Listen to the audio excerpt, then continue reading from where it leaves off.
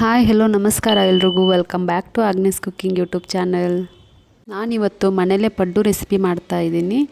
ನಿಮ್ಮ ಜೊತೆಗೂ ಶೇರ್ ಮಾಡ್ಕೋತಿದ್ದೀನಿ ಹೇಗೆ ಮಾಡ್ತೀನಿ ಪಡ್ಡು ಅಂತ. ಬನ್ನಿ ಹೆಂಗೆ ಮಾಡೋದಂತ ನೋಡ್ಕೊಂಬರೋಣ.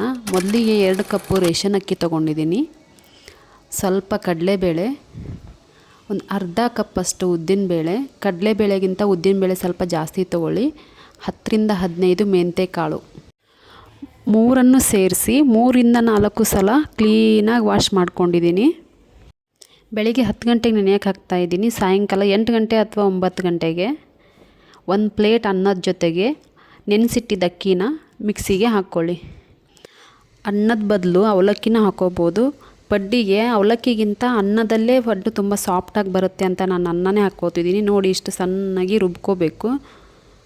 ಸಣ್ಣಗೆ ರುಬ್ಕೊಂಡ್ಮೇಲೆ ಮತ್ತೆ ಇಡೀ ರಾತ್ರಿ ರುಬ್ಬಿದ ಹಿಟ್ಟನ್ನು ಈ ಥರ ನೆನೆಯೋಕ್ಕಿಟ್ಟು ನೋಡಿ, ಬೆಳಿಗ್ಗೆ ಎದ್ದರೆ ಎಷ್ಟು ಸಾಫ್ಟಾಗಿ ನೆನೆದಿದೆ ಹಿಟ್ಟು.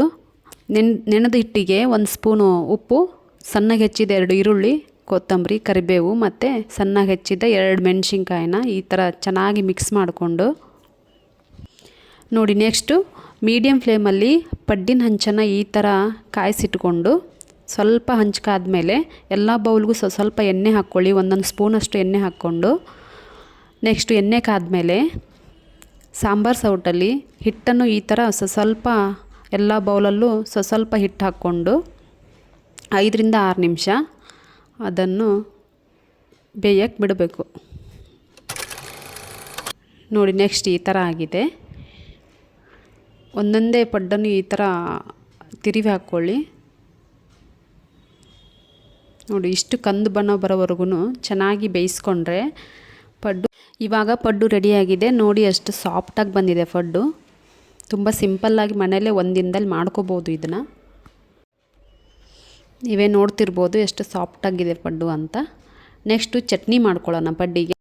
ಸ್ವಲ್ಪ ಹಸಿ ಕೊಬ್ಬರಿ ಜೊತೆಗೆ ಸ್ವಲ್ಪ ಹಸಿ ಶುಂಠಿ, ಸ್ವಲ್ಪ ಬೆಳ್ಳುಳ್ಳಿ, 1 ಏಲಕ್ಕಿ, 2 ರಿಂದ 3 ಲವಂಗ ಹಾಕ್ಕೊಳ್ಳಿ. ಏಲಕ್ಕಿ ಮತ್ತು ಲವಂಗ ಆಪ್ಷನಲ್ಲು, ನಿಮಗೆ ಇಷ್ಟ ಇದ್ದರೆ ಹಾಕ್ಕೊಳ್ಳಿ. ಅದ್ರ ಜೊತೆಗೆ ಸ್ವಲ್ಪ ಕೊತ್ತಂಬರಿ ಹಾಕ್ಕೊಂಡು 3 ರಿಂದ 4 ಹಸಿಮೆಣಸಿನ್ಕಾಯಿ, ರುಚಿಗೆ ತಕ್ಕಷ್ಟು ಉಪ್ಪು ಹಾಕ್ಕೊಂಡು ಸರಿಯಾಗಿ ಮಿಕ್ಸಿಲಿ ರುಬ್ಕೊಂಡು ಅದ್ರ ಜೊತೆಗೆ ಸ್ವಲ್ಪ ಪುಟಾಣಿ ಹಾಕ್ಕೊಂಡು ಸಣ್ಣಗೆ ರುಬ್ಕೊಳ್ಳಿ.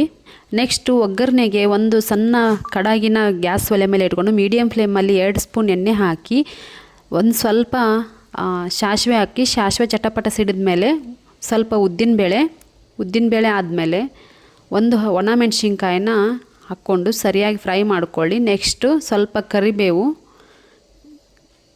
ನೋಡಿ, ಎಲ್ಲ ಚೆನ್ನಾಗಿ ಮಿಕ್ಸ್ ಆಗಿ ಫ್ರೈ ಆದಮೇಲೆ ರುಬ್ಬಿಟ್ಕೊಂಡಿದ್ದ ಕೊಬ್ಬರಿಗೆ ಒಗ್ಗರಣೆನ ಮಿಕ್ಸ್ ಮಾಡಿಕೊಂಡ್ರೆ ಪಡ್ಡು ಜೊತೆಗೆ ಚಟ್ನಿನೂ ರೆಡಿ ಆಯಿತು.